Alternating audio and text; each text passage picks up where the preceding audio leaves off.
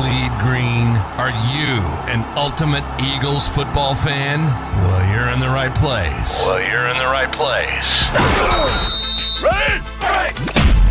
This is Birds 365, hosted by the new Mac and Mac, Jody McDonald and John McMullen. Here we go! Who collectively have covered and talked about more than 50 plus years of Eagles football. Kick off your day with Birds 365. You'll get debate. We love to argue. You'll get the real story from inside the locker room. And you'll hear from some of the great football minds from around the region. You're about to become an Eagles insider. Get in the game. Join Jody Mack and Johnny Mack and join the football community that flocks to Birds 365. Birds 365 starts right now. Welcome to the NFL. Let's go! Let's go! Go!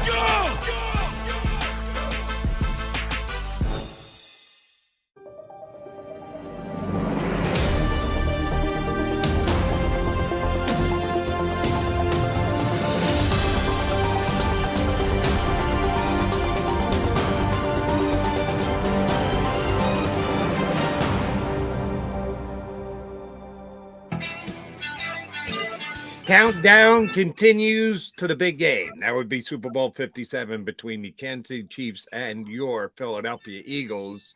Your Birds 365 guys are John McMullen and Jody McDonald as we are getting that much closer to kickoff. JM, all right, give us a mindset. You've covered a team that's gone to a Super Bowl before, had to get away from home, do the whole media thing, be gone for a week.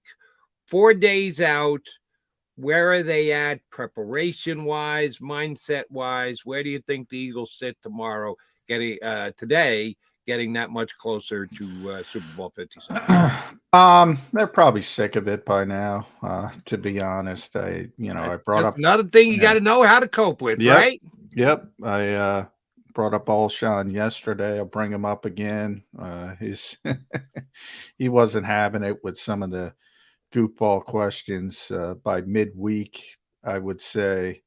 And you just got to fight through it. Obviously, today is Wednesday. I got to think myself. So, it's a Sunday game. So today's walkthrough Wednesday. That's what essentially they'll do. And, you'll start seeing injury reports and all that kind of good stuff. And Thursday will be the big practice. So, Nick's been very cognizant of keeping everything as normal as you can. A little bit of an advantage from being the home team. Obviously, you toggle back and forth for the Super Bowl between AFC and NFC, the team designated to be the home team. I think the advantage there is they get to practice at the Cardinals facility, more of an NFL vibe, and the Chiefs have to go to Arizona State. Just a little bit of an advantage. But you try to keep everything as normal as possible, and sometimes it's difficult. But I think even that is, maybe there's a little bit of getting used to it in the first quarter, but you quickly get into it. And maybe there's a little bit coming out of the halftime because it's a much longer halftime than usual because of the halftime show and all that kind of stuff. But I think ultimately both teams settle down and it becomes, who's better on that particular day. But they're going to be tired of it by this point. There's no question because they're getting the same question. I mean, Nick Sirianni, I asked Nick Sirianni on Zoom about his first meeting with Andy Reid after winning the NFC Championship game. So that was Tuesday. I think they took Monday off. That was Tuesday after the championship game. That was the first time he's got asked that question. He's been asked that question now every single day. Every single day. It gets tiresome. And then you have the, probably the worst question of all. Taylor Sirianni became a bit famous for her hand gestures, making fun of her dad on the podium. He got the Who on the Eagles wouldn't you want to date Taylor? And he's like, Taylor's 5 years old. It's like, what kind of question is that? So yeah, they're probably tired of it. Understood. And you mentioned injury reports. They become official as of today. And yeah, you're right. It'll be a walkthrough Wednesday, so it'll be estimated rather than hard and fast. But you can just judge by who's out there in practice. And it looks like we've got two pretty good, healthy teams. Nicole Hardman, not the wide receiver, but a wide receiver and a guy who can get deep for the Chiefs, is not going to play in this game. They put him on the IR. They didn't even want to deal with the speculation of the possibility. He did play in the AFC Championship game, was limited, re-injured himself. There was no way he's going to play in the Super Bowl, so they went ahead and IR'd him. But the rest of their wide receivers did practice yesterday. They got the L'Jarius Sneed, their top cornerback, back from concussion protocol. Vontae Maddox may have been in a walking boot last week, but he's walking around fine this week. So it looks like, except for Hardman, Johnny Mac, we got two healthy teams going into this Super Bowl. Yeah, as healthy as possible. Obviously, as you mentioned, the guys on injured reserve, everybody available should be available to play. Maybe the biggest question is punter for the Eagles, because we're not going to know that. He's playing that up to the hilt, but they started Aaron Cephas's window. But remember, he remains on injured reserve, so you don't even have to put him on the injury report because he's still on IR. So that'll, come down Saturday, whether they activate him or not. And, that's the biggest injury news you're talking about. Avante was, I was told last week that was a precaution when he was back in the walking boot. And, he probably saw some video, fans probably saw some video of him joking around at Super Bowl opening night. He's walking around fine, so he's going to play. I'm not even concerned about that. And it's the Super Bowl, so everybody who can be out there is going to be out there. And let's be honest, whether it's Kern or Cephas, if you're doing the matchup thing, and we've been doing plenty, and we'll do it right up until game, their defense versus the Eagle defense. The Eagles linebackers against the Kansas City linebacker. You match up punter, that's an issue. It doesn't which matter. Is kind of, well, by the way, I did that, Jody, because you have to do it. It's part of the gig. Right. Linebackers, which is silly. And I've said to my editors from day one, their linebackers don't play the Eagles linebackers, but it is what it is. But you're right. Punter, Tommy Townsend's an all-pro. So if it comes down to the punter, you're probably in trouble. Good news is, it's the punter. I wouldn't worry about it that much. And I do think it's going to be a high-scoring game without much activity from either of the two punters. But we do have to wait till Sunday before we get there.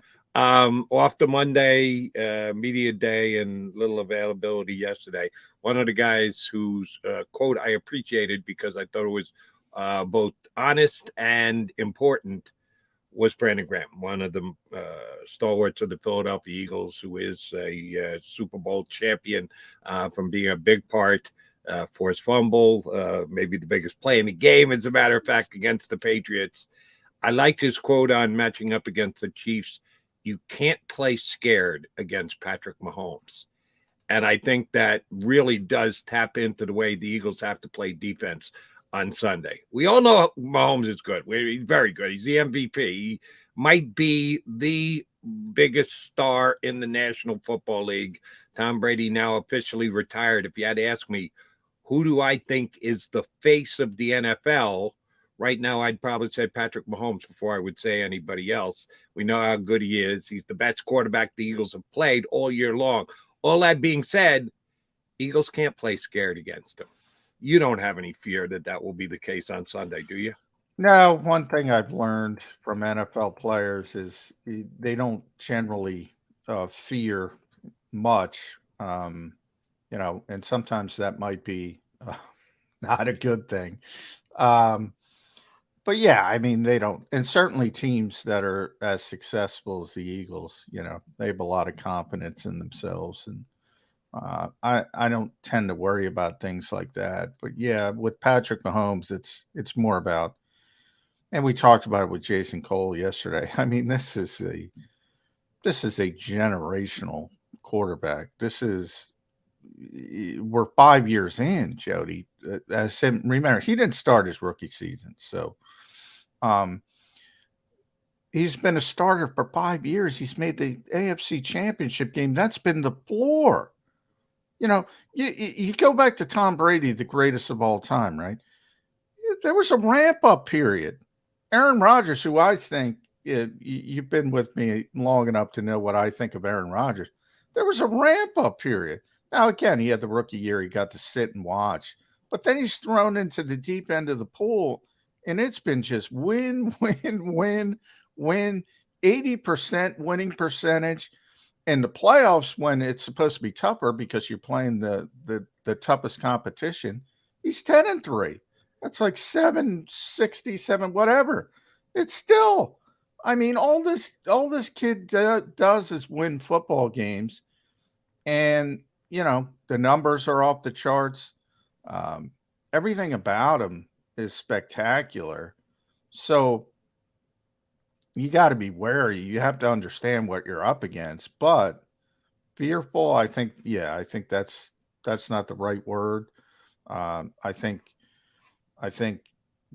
cognizant, you know, you got to be aware of what you're dealing with is the right word. But the arm angles, the he can make plays, and Jason brought this up as well.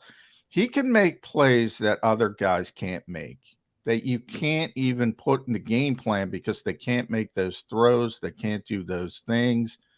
And there's very few. He mentioned John Elway, Aaron Rodgers. He's in that category. He's that type of quarterback that can just, you'll think a play's over. No, it's not over with him.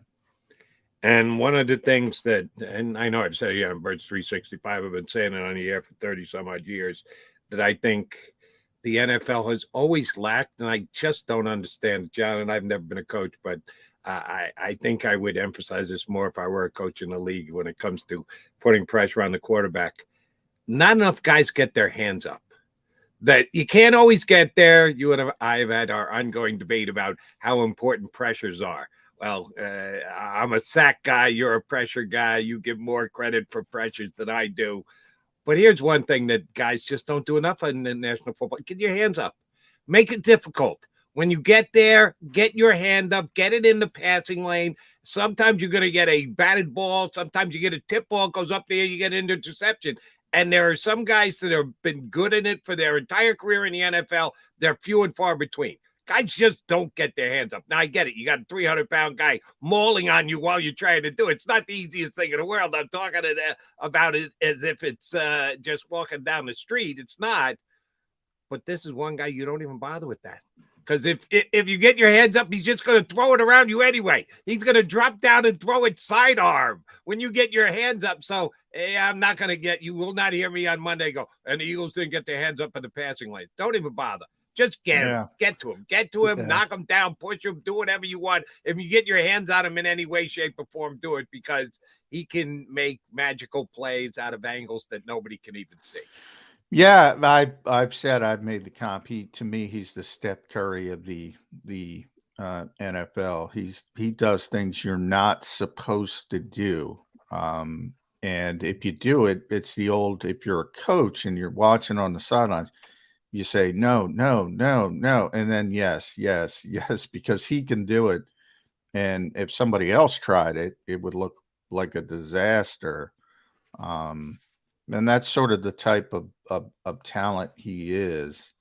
And I bring up Steph because, you know, when you're taking 35 footers, that's not a good shot typically, Jody. But for him, right. For him, it's a good shot. For everybody else, it's really, really bad. And that's sort of the type of player he is. And yeah, and when he's on the field, I always said this about Green Bay and Rodgers, you know, when he was at the top of his game, they felt they were going to win every game, and they should have felt that way. Same thing with Kansas City right now. And we have brought you Eagle guys the first 2 days of the week. We're going to have Eagle guys for sure tomorrow and Friday as well. We decided to broaden the scope a little bit today. In hour number 2, we're going to have our bud Mike Tanyer from footballoutsiders.com give us a little bit of a national perspective. And oh, by the way, Eagle fans who love being the underdog, I hate to tell you, national perspective, underdog is not the there underdog. this week. Not the underdog. They're not in Las Vegas, and they're not in the opinion of a lot of national guys. We will get the opinion of Mike Tanyer. But coming up next, we always like to try and give you the opposition's point of view. So joining us from Kansas City is Farzin Vasugian, who covers the Kansas City Chiefs for arrowheadaddict.com. That's a fan-sided outlet. He's been covering the Chiefs all year. He'll give us some insight as to where Kansas City is at right now and the big matchup between the Eagles and the Chiefs. So Farzin Vasugian from arrowheadaddict.com is going to join Johnny Mac and Jody Mac next here on Birds 365.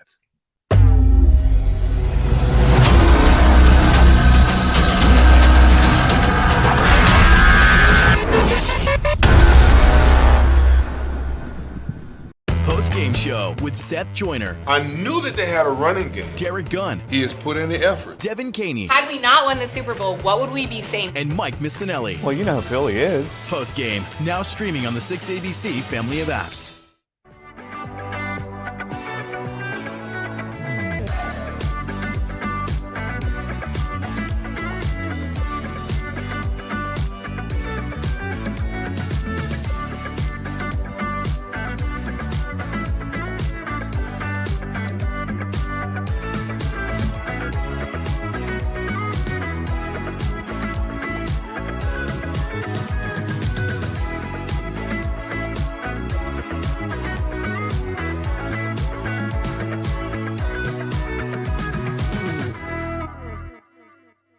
Why do millions of people every year from around the world visit Philly's Rocky statue? You want to tell me the sky is burgundy with green stripes and yellow polka dots? I'll meet you on that. But you're never going to convince me Rocky is anything other than the pure greatness that it is. Never going to happen. Join me, Paul Farber, for WHYY's The Statue. We're going on a journey to explore the biography of the Rocky statue. Find us wherever you get your podcasts.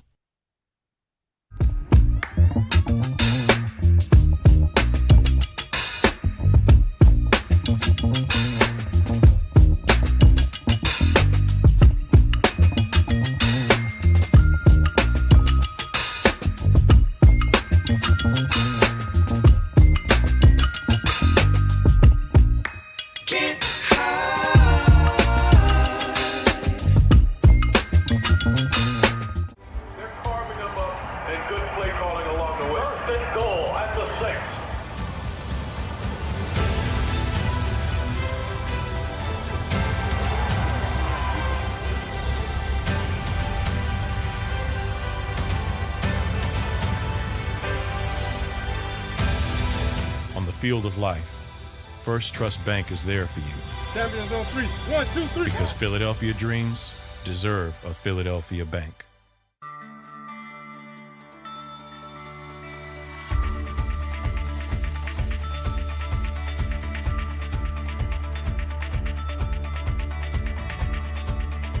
Hi, I'm Jim Muehlbronner, Managing Partner at Del Val Insurance Group.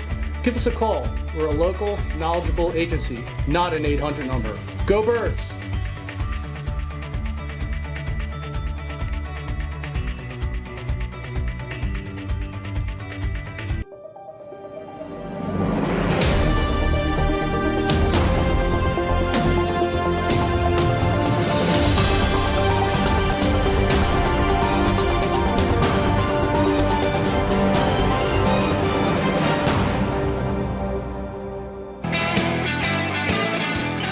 Appreciate you streaming in here on Birds 365 with Mac and Mac, John McMullen and Jody McDonald.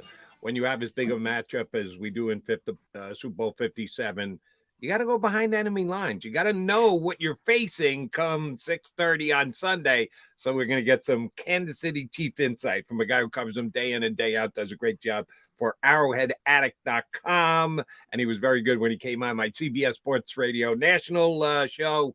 Farzine Vasugian from arrowheadaddict.com jumps in with us.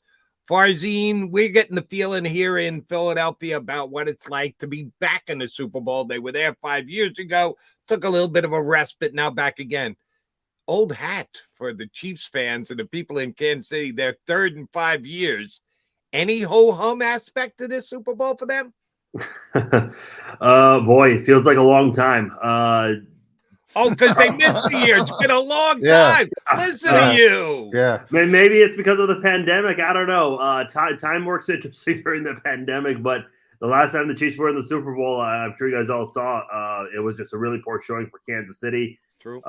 So many things happened in that game. Patrick Mahomes, the offensive line, dealt with a lot of backups. I think only one player was not a backup in that game. 2 drop passes in the end zone.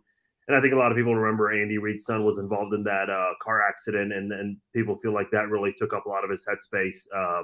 So there was just so much going on in that game.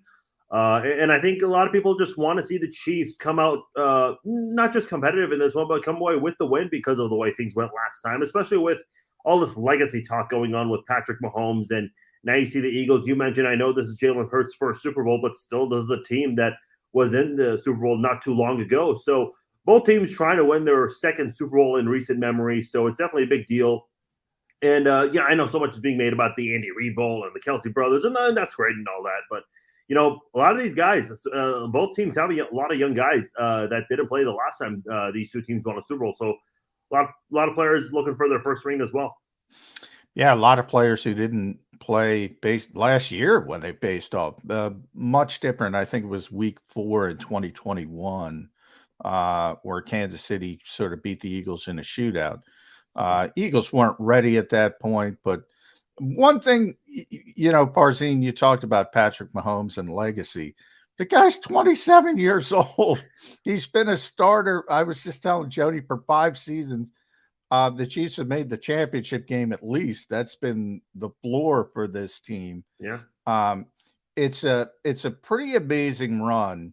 And that's where I want to start it. How do you throw for 5,250 yards and you lose Tyreek Hill? I mean, I look at the receivers on the Chiefs and I say, well, kind of pedestrian. And then you look at Patrick Mahomes and say, wow. Yeah, it's really surreal. I'll tell you what, the people in Kansas City, for years we've just been begging for the team to take a quarterback in the first round, and they keep passing on all these guys. And now it's like, yeah, this is worth the wait. You look at what Patrick Mahomes did, having Tyreek Hill and Travis Kelce. A lot of people tried to discredit him and says, well, anyone can throw that many yards and touchdowns with those two guys. Well, you take away Tyreek Hill.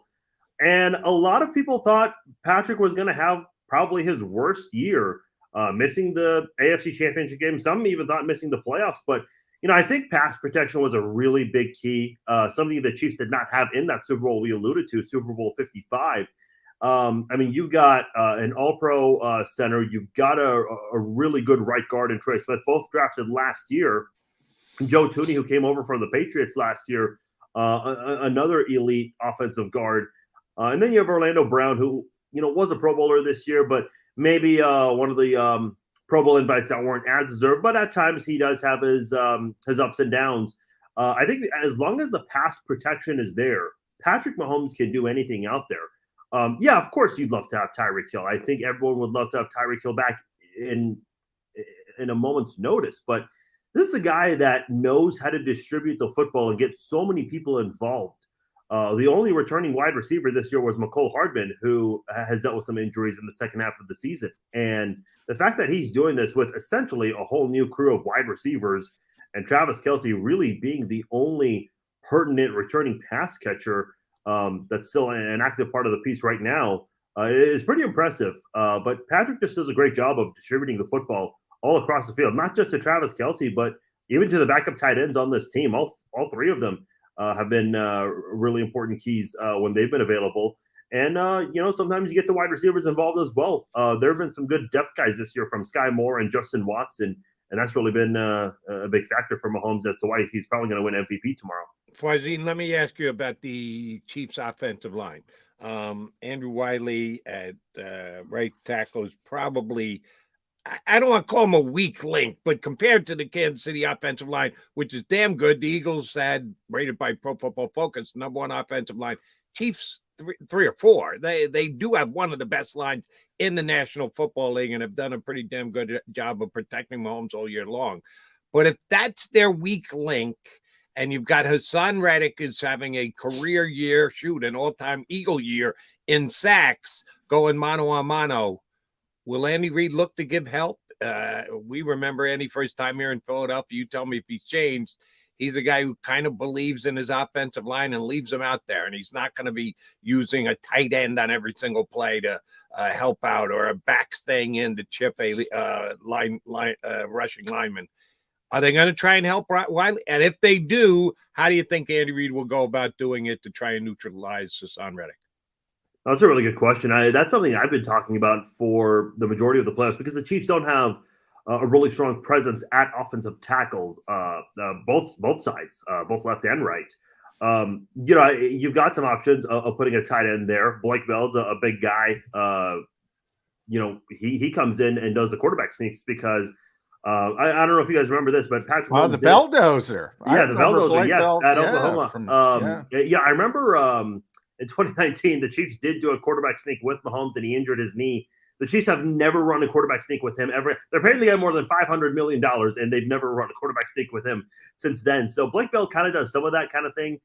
Yeah, I mean, you could use him as a blocker. The Chiefs do have a lot of confidence in their two running backs, Jerick McKinnon and the rookie Isaiah Pacheco. I mean, they do a great job when it comes to pass protection as blockers there. So I think Andy Reid has a lot of confidence in those guys. I would be surprised if we see a set where you have a tight end lined up beside the offensive tackles for their sole purpose to block, because we haven't really seen much of that from Andy Reid, even though I've been calling for it all year long, but they're not doing it. So I'd be very surprised if we do that this time. But if there was ever a time to do it, it's against a team that has the most sacks in the NFL. So that'll be interesting to see how Andy Reid tries to approach this week. Yeah, in a lot of ways, I think that's going to be the key matchup in this game, Farzine, is how the Chiefs' offensive line deals with the Eagles' defensive line. I think, if the Chiefs are able to block, they're going to score some points, and all of a sudden you can win sort of a shootout type of game. So I think it's important, but you mentioned a name there I want to get to, Isaiah Pacheco, and the fact that he's a South Jersey kid. Jody and I are from South Jersey. So he's an interesting local story. Saw the Chiefs activated Clyde Edwards-Helaire. He's not going to be involved, though. I mean, this is Pacheco's team right now. It's the lead back, correct? Oh, 100%. Isaiah Pacheco's done a great job this year. And a lot of people, if you listen to the announcers that have called Chiefs games this year on TV, on CBS, Fox, ESPN, wherever, they all keep asking the question, how is this guy a seventh-round pick? This guy should have been taken much sooner. And then you also have Jerick McKinnon, who was really good for the Chiefs in the end of the last regular season and in the postseason. And again, this year with Clyde getting hurt, McKinnon has become a more active player. That he just won AFC Offensive Player of the Month for the months of December and half of January. So the things that the Chiefs are able to do with those two running backs, and especially Pacheco, the speed he has, the toughness. A lot of people in Kansas City label him as the guy that loves to run angry. And, he's done some things at kick return as well. And the Chiefs haven't really been able to select a number one outright return specialist this year. And part of it's because Hardman's been injured. Tony's kind of been inconsistent with his availability. But Pacheco's been a guy on offense, man. He really has been a great story. And a lot of people here are happy to have him in Kansas City. Patrick Mahomes made a comment on Super Bowl media night that this is a guy who's going to be here for a long time and is going to be a staple for this offense for quite some time. And I really hope that's the case, because I'll tell you what, man, I would not want to go up against that guy. I really wouldn't. I know he's been nominated. I don't know if he actually won Angry Runs on Good Morning Football on the NFL Network, but he was nominated at least twice. I know. I watch it every Tuesday morning.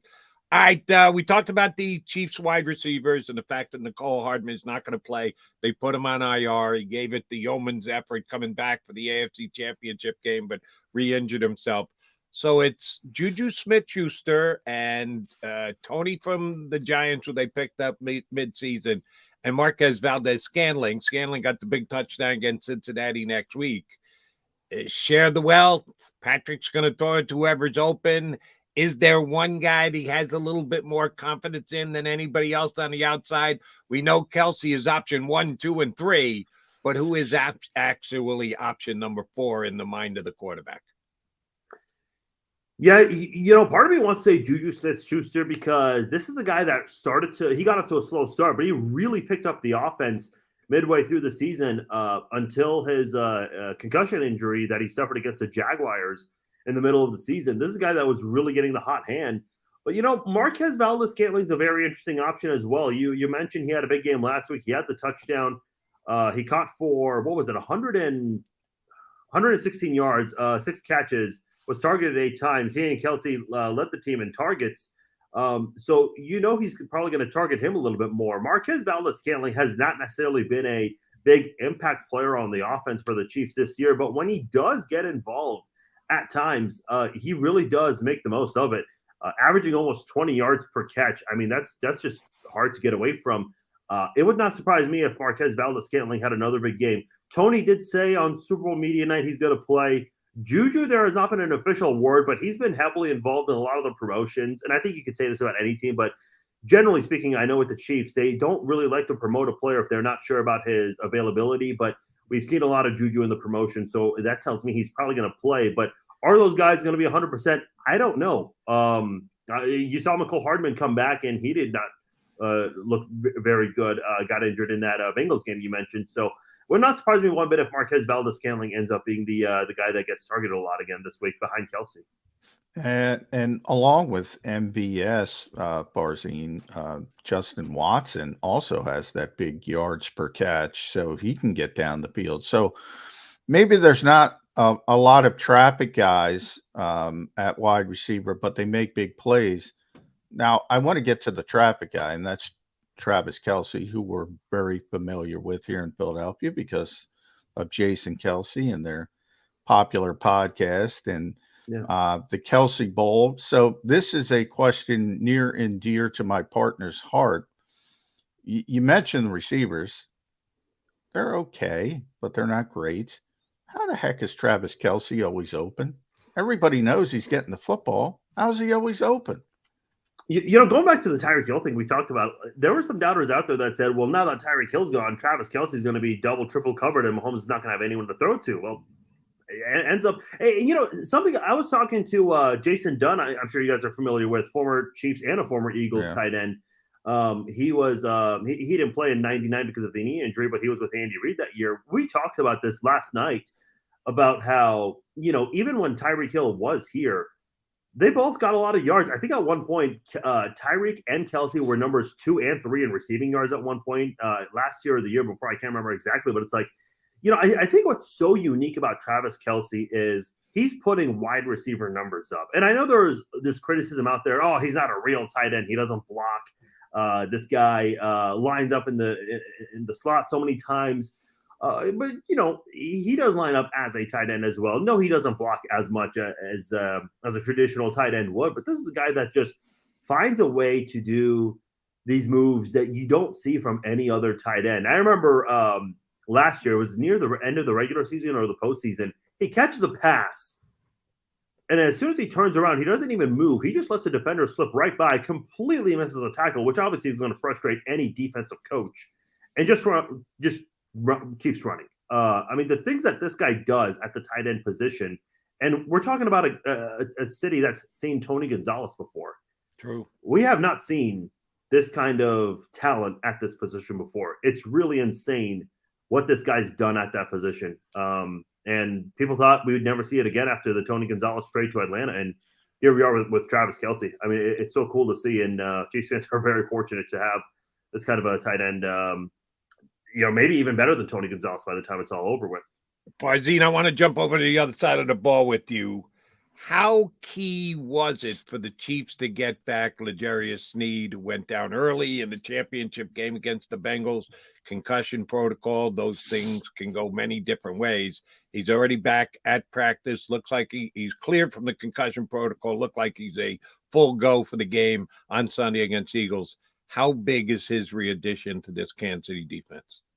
It's huge. He is the most seasoned veteran on this in the quarterback position because behind him, a bunch of rookies. You have Trent McDuffie, statistically not a guy that shines. You have Josh Williams, who came through big last week, along with another rookie, safety Brian Cook, who had the tipped pass right there, and Williams came away with the interception. So, and then you also have Jalen Watson, who's done a couple of good things as a rookie as well. And to have L'Jarius Sneed back, you never want to throw 3 rookies into a Super Bowl at that quarterback position. It's a pretty scary thought. Even though you're already young enough at that position, you definitely want a guy that's had a little bit of experience. And I think L'Jarius Sneed, that's what he brings. That experience is always going to be key. We've heard so much this week and last week about how a lot of these young guys are leaning on some of the leaders on this football team, and the guys that get mentioned the most: Mahomes, Kelsey, Chris Jones, Frank Clark. But I think L'Jarius Sneed deserves some of that attention as well, because the Chiefs, I think, only had 12 players the last time they won a Super Bowl that are still on the team now. L'Jarius Sneed was drafted in 2020. He does have that Super Bowl playing experience, but doesn't have a ring there, but again, has the most experience out of any quarterback on this team. So that's certainly important for sure. I want to talk about strength versus strength. You mentioned Chris Jones. I mean, that is the player. I put Patrick Mahomes aside, but that's the player I'd look and say, wow, that guy's good when I watch the Chiefs play. The Eagles' offensive line is, I've said the best I've seen. I'm old, Barzine, but the best I've seen since the 90s Cowboys. Aaron Rodgers was on the Pat McAfee show before his darkness retreat and said that's the best offensive line he's seen in 20 years. The Eagles went through the Giants. Dexter Lawrence is a heck of a player. Didn't know he was on the field. Nick Bosa is probably going to be the defensive player of the year. Barely knew he was on the field. Can they stop Chris Jones, or is Chris Jones just too good to say we're going to completely shut him down? Yeah, that's going to be the X factor for Kansas City on defense for sure. You got to have a big game from Chris Jones. And, for the longest time, this guy did not have a playoff sack until last week. And I think part of it, was because Cincinnati was banged up on the offensive line. But the Chiefs had this weird luck with Cincinnati in their offensive line. Finally got to Joe Burrow so many times. But as far as this game, I mean, Philadelphia's got a solid offensive line. You don't get to a championship this far without a good offensive line at the very least, and I think that's something that is going to be very exciting to watch. Chris Jones, who I think was 4th in the NFL in sacks this year, getting 15.5. Someone who really does have the ability to be a difference maker. I think if you watch the AFC Championship game in the final 2 minutes there, the Bengals were driving. They were driving, and on that 3rd and 8. Chris Jones got probably the biggest sack of his life to force a punt, and then Kansas City did their thing on offense, got the penalty and all that.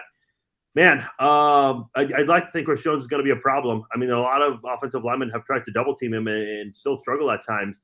But if you double team Chris Jones, he's not the only guy. You got Frank Clark, who inconsistent, but for whatever reason, this guy really does flip the switch in the playoffs. You have George Karlaftis, the rookie who the Chiefs got in the first round. I think that's the guy who they traded up. Trading with New England to get him, I think 8 or 9 spots up, who has really come strong in the second half of the season. Kansas City's got a really good defensive line right there. Chris Jones, he's the number one guy you got to keep an eye on, but Frank Clark and Karlaftis are 1B and 1C essentially. I mean, you got 3 really good defensive linemen there, and those are guys that are going to need to contain Jalen Watson if they want to not just a shot at winning, but try to provide some distance on the scoreboard. All right. We know Andy Reid here in Philadelphia pretty well. He was here for a decade and a half. It's a different Andy Reid, very similar, but a somewhat different Andy Reid in Kansas City now. Super Bowl 57. Andy Reid got a card up his sleeve Is there something you think he's been holding on to all year for the biggest of big games? And yeah, so a lot of teams can't say, oh, we'll save it for the last game and know that it could be the Super Bowl. Chiefs can, since they've been to 2 out of the last 3. You think Andy's got one up his sleeve that the Eagles might not be ready for, some kind of a different look, maybe even trick play for this game against his former squad? Yeah, it'll be interesting. I don't know. Maybe he tries to steal that Philly special because the snow globe, maybe the snow globe. The snow globe, yes. There's been a lot of talk about trying to get Patrick a touchdown catch. It's been talked about for quite some time. With a bad ankle? I don't know, man. Listen, Andy Reid's done a lot of crazy things. You mentioned the snow globe. I remember during a blowout win, which I was surprised he did it during a blowout, we had our all-pro nose tackle, Dontari Poe, throw a touchdown pass to a backup tight end. He does some crazy things. I remember he tried passes with Tyreek Hill and Travis Kelce. Unfortunately, none of them worked. They ended up in interceptions, but he'll try some things at times. I would not be surprised at all if he tries to go for the Philly special. And I know you mentioned the ankle, John. I think Patrick's going to be just fine with the ankle. I know there was a lot being made about it, but I think he had a great game. Was he himself 100%? No, of course not. But he still did a lot of things that some people weren't certain that he would do leading up to that game in the AFC Championship game. But if you're going to ask me, what kind of a trick play he would try to pull up, man, I got a feeling he's going to try to go for that Philly special in Kansas City. Wow. Oh, that would be Patrick out of the backfield. All right. Yeah. Well, since you brought up Andy, want to continue down that road. Obviously, we're very familiar with Andy Reid here. How is he regarded in Kansas City? Because this is one of the best coaches of all time. I mean, he's the winningest coach in Eagles history. Yeah. Made 5 championship games here, but he didn't win the Super Bowl, so he gets some hate here, to be honest, by a small portion of the fan base. I would say most realize what he meant to the organization. In Kansas City, he's been to 5 straight championship games, but he's only got 1 Super Bowl. And I hate that term when people say, oh, you only got 1. It's really difficult to win Super Bowls. But I'm interested to hear how the people in Kansas City regard Andy Reid.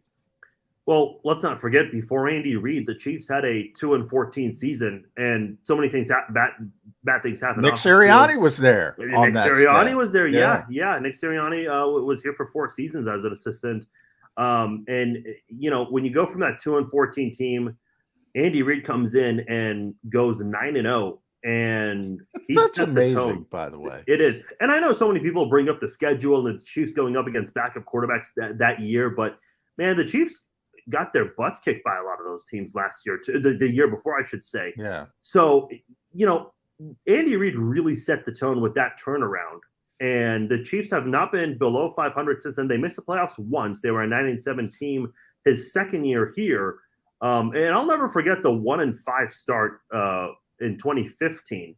Not only did they start 1-5, but they finished the season winning their first playoff game in 22 years. Andy Reid's brought a lot of success here that we've never seen before, because when he came from Philadelphia to Kansas City, the first thing people talked about is his postseason success. No, you mentioned this. He never won a Super Bowl there, but the amount of success he had in the playoffs is something we had not seen in Kansas City in 2 decades.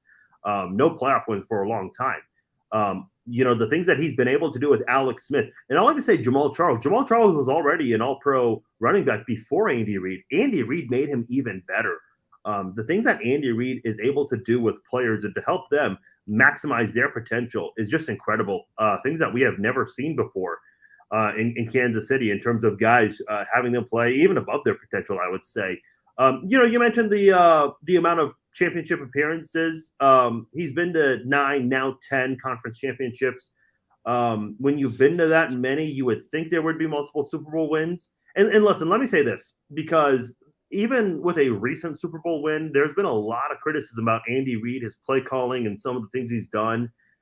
Even though, 10 championship appearances, only 2 wins, it's still multiple championships. Not a lot of coaches can say they've done that. Andy Reid can erase a lot of the criticism he still gets to this day with a second Super Bowl ring. And I really hope he gets that. Listen, you guys know what he went through personally in his last year in Philadelphia. I alluded to that a little bit earlier on the podcast. This is a guy that's dedicated so much of his time to football. And the way that people speak, I think I've only heard one player, and this is a guy who only played for Andy Reid for half a year, and that was Le'Veon Bell a couple of years ago. Other than him, I don't think I've ever heard anyone speak badly about the guy for as long as he's been in the NFL, which makes sense because if you're around that long, you're obviously doing something right.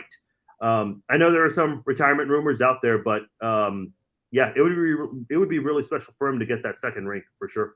All right, here's a guy who I know we haven't mentioned all week, and it doesn't have a major impact on Sunday's game, but you're there in Kansas City, and I just want to see if you've got a read on it. Eric Bieniemy, the offensive coordinator of the Kansas City Chiefs, has been a NFL coaching potential hire candidate in previous years. Not nearly as much this year. People have wondered, why the hell hasn't this guy been able to get a head coaching job? Look at what Kansas City does offensively every single year. And yet he still hasn't gotten a job and was probably even less of a candidate this year than he was ever before. Is it just because Andy calls the plays? Is it because they think Farzin Fasugian could be the coordinator of the Kansas City Chiefs if he had Patrick Mahomes as quarterback? Is there something that we don't know about Eric Bieniemy? Why is this guy just stuck in neutral and not able to get a head coaching job in the NFL? Yeah, this is a question that gets asked a lot, especially in local talk radio. Whenever national guys like Adam Schefter or Ian Rappaport come on, I mean, they try to get an answer out of those guys, and no one's been able to really provide an answer. Does he do bad in interviews? Does it have anything to do with race?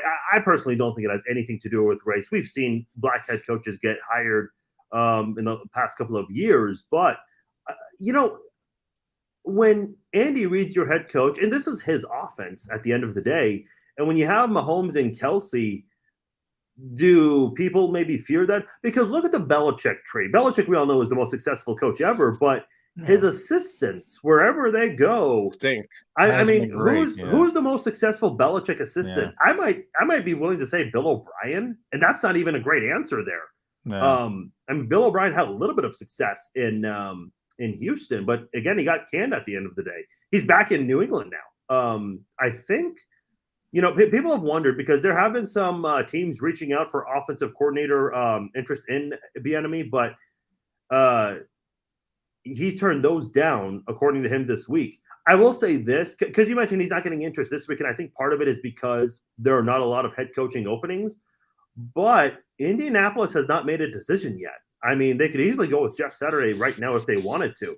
Yeah. So my only question is, what are they waiting for? I mean, there are only two teams left playing, and out of these two teams, the only coordinator that might really have a shot might be Eric Bieniemy.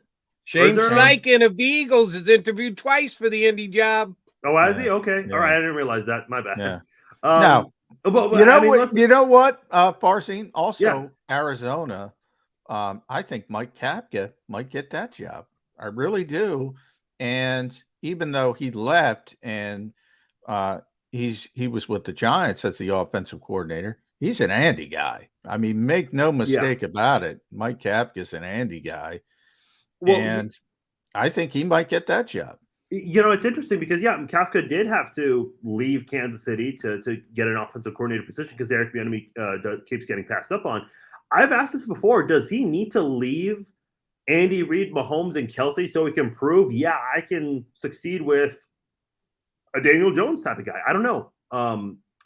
You know, I don't think anyone should be penalized or be at fault because they have all that success around them. But, you know, and I mentioned the Belichick tree. I think sometimes teams worry that you might just be successful because of that talent there. I don't know. Yeah. I don't know. It is crazy. You know, it's interesting. This is a little interesting wormhole to me because we had Doug Peterson here, who's obviously an Andy guy. Yeah. And when Doug left, one of the criticisms was he wanted to have his own guys on the coaching staff, and the Eagles were like, well, he hasn't been around the league long enough to know people and bring in competent assistant coaches. There was this, to me, it was the dumbest narrative. I'm like, what do you want the guy to leave Andy Reid where you have this to to be around a bunch of crappy organizations that get fired all the time. It never made any sense to me, but they do blame coaches who stay in one spot under a great head coach. It never made any sense to me. Maybe that is what's going on with Eric Bieniemy. Yeah, maybe. I don't know. I look at Charlie Weiss. I'm a huge fan of the guy as an offensive assistant, but, just didn't work out at Notre Dame. And I remember, and I went to the University of Kansas when he became the head coach there. I got to cover the football team there. I thought he was going to thrive because the Big 12 is not a good defensive league, but unfortunately, Charlie Weiss just did not pan out there, and they tried to use the whole New England success. I mean, they promoted that really hard for KU football that year. But it's hard, man. I hope he gets a head coaching job. Bieniemy, that is. I think he deserves a shot at the very least, but who knows? Could happen a 5th year in a row now. All right, Farzine, last one from me, and you can go either way with this. You can be honest, or you can go, hey, I'm a Kansas Chief guy. What way do you think I'm going to go? The key reason that the Kansas City Chiefs will win the game is what? Key reason the Kansas City Chiefs will lose the game is what? Feel free to pick or choose which blank you want to fill in. I think the Kansas City Chiefs will win this game if they win the battle at the line of scrimmage. I think that is important right there, both with pass protection. I mentioned Super Bowl 55, what happened. There was really no pass protection in that game. Mahomes ran for his life. And I think on the defensive side, you gotta put pressure on any quarterback if you want to win a championship, for sure, especially with a running quarterback like Jalen Hurts. And the Eagles do have these great design runs, something Kansas City does not have. So I think that's going to be very important in this one. If you're going to ask me for a score, I'm going to go 41-31 Kansas City. Wow. My Super Bowl Major MVP. shootout, huh? My Super Bowl MVP. I think history is going to be made here. It would not surprise me. We mentioned the ankle, but I think we're going to see a rookie take this one. I'm going to go with Isaiah Pacheco. I think we can see history this time. So I'm going to say this. First of all, I agree with you, Farzine. If Kansas City wins the game, it's going to be a shootout. But if they score 41 points, here's where I'm going to disagree with you. Patrick Mahomes is going to be the MVP. Lock it. Pacheco getting how many touchdowns? Yeah. 3. If you give him the MVP, Farzine, you got to be giving him at least 3 touchdowns, right? I think the Chiefs are going to get close to the end zone, and I know there's a lot made about Patrick and the number of touchdowns and a lot of them being short yardage touchdowns, but I think the Chiefs are going to try to keep it on the ground this time. So, yeah, that's where I'm going. Very interesting.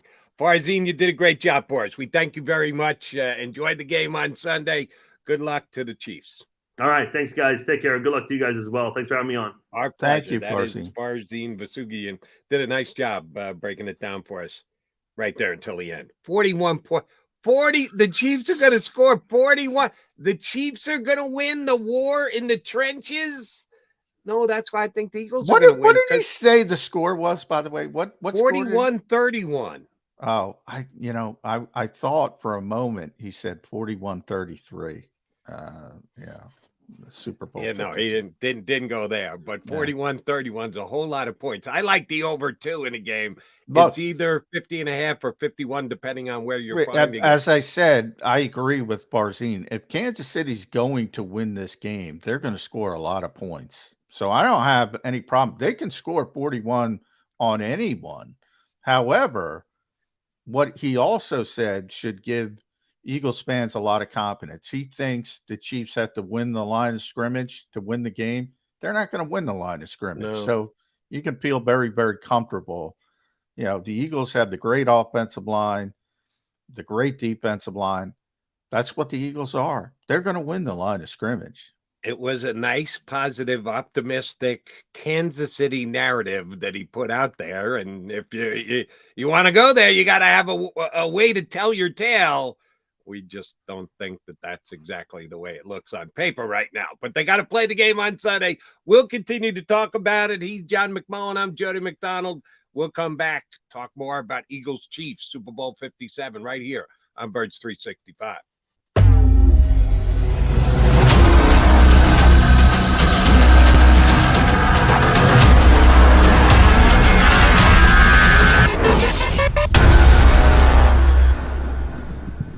Post-game show with Seth Joyner. I knew that they had a running game. Derek Gunn. He has put in the effort. Devin Caney. Had we not won the Super Bowl, what would we be saying? And Mike Missinelli. Well, you know how Philly is. Post game, now streaming on the 6ABC family of apps.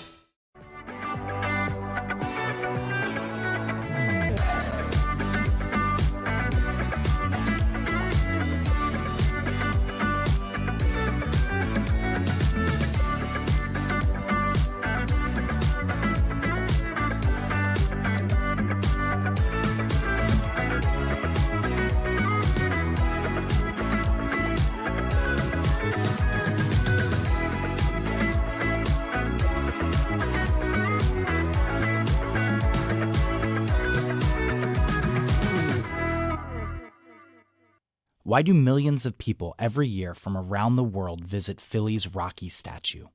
You want to tell me the sky is burgundy with green stripes and yellow polka dots? I'll meet you on that. But you're never going to convince me Rocky is anything other than the pure greatness that it is. Never going to happen. Join me, Paul Farber, for WHYY's The Statue.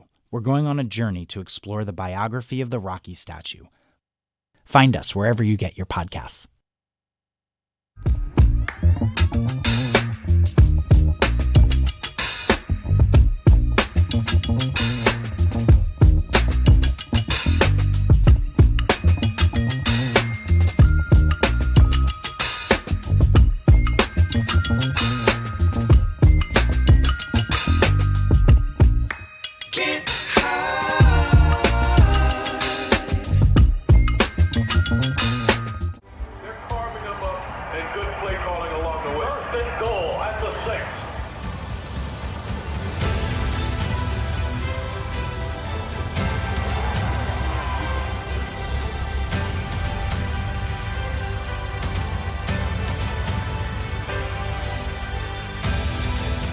Field of life, First Trust Bank is there for you. Champions on 3. 1, 2, 3. Because Philadelphia dreams deserve a Philadelphia bank.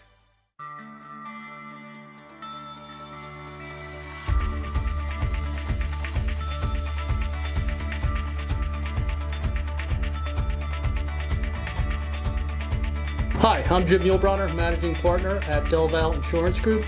Give us a call. We're a local, knowledgeable agency, not an 800 number. Go Birds!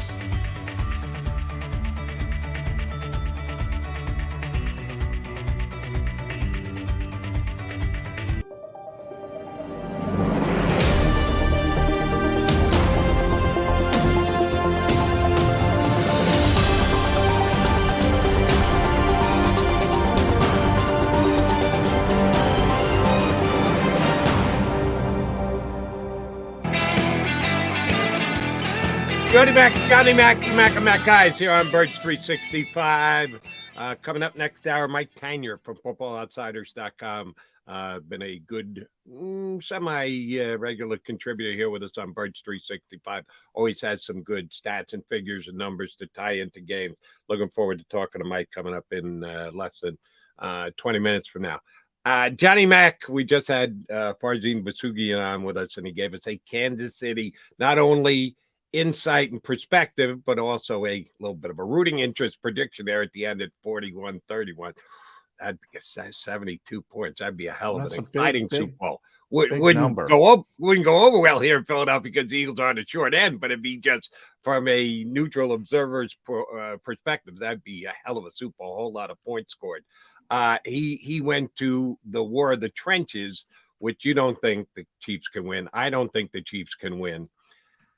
I'll give you more potential. I don't even want to say realistic because I don't really believe it's going to play out this way, but a more potential narrative for the Kansas City Chiefs winning.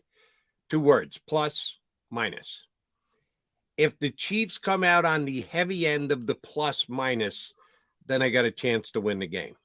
The Eagles' worst game of the year, their ugliest loss for damn sure against the Commanders back earlier this season, was a game that they coughed the football up 4 times. So plus minus swings in any game, and it certainly goes to the team that's going to be on the plus side of it. You don't think the Eagles are looking at a sloppy game here, do you? You don't think this is a game where they can give it up a couple times and put Kansas City in an enviable field position, do you? Well, I think they can, anybody. The tip ball you mentioned before when you're talking about Patrick Mahomes and how good he is, with the arm angles and things like that. I don't have a problem with one or even two turnovers, especially if you can mitigate it with one of your own, so say you're -1. I think you're fine in that type of situation. I think we only saw Jalen Hurts start a game and lose a game once this year. And it was the 4-turnover game against Washington. Now, one of them was at the end of the game and kind of meaningless when you're in desperation mode. But nonetheless, it was very uncharacteristic. He's done a tremendous, tremendous job taking care of the football as a whole. Only 6 interceptions on the year. I don't think we're going to see a 3-4 interception game from Jalen Hurts. I mean, he takes care of the football. So I'm not overly concerned about it. Turnovers can come other ways as well. Fumbles, That's a very small path to victory. So I'd feel very comfortable saying the Eagles are going to play a relatively clean game. You can turn it over once or twice. You just can't get crazy about it. And I've seen no evidence that's going to happen when Jalen is handling the football every play. All right. And I'm going to give you a perspective that will come up well short of that.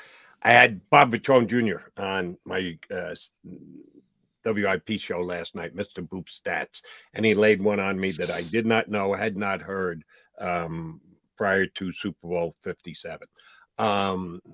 The 112 teams that have played in the previous 56 Super Bowls, even I could do that math, 56 times 2 is 112. There have been 112 teams in individual years playing in the Super Bowls.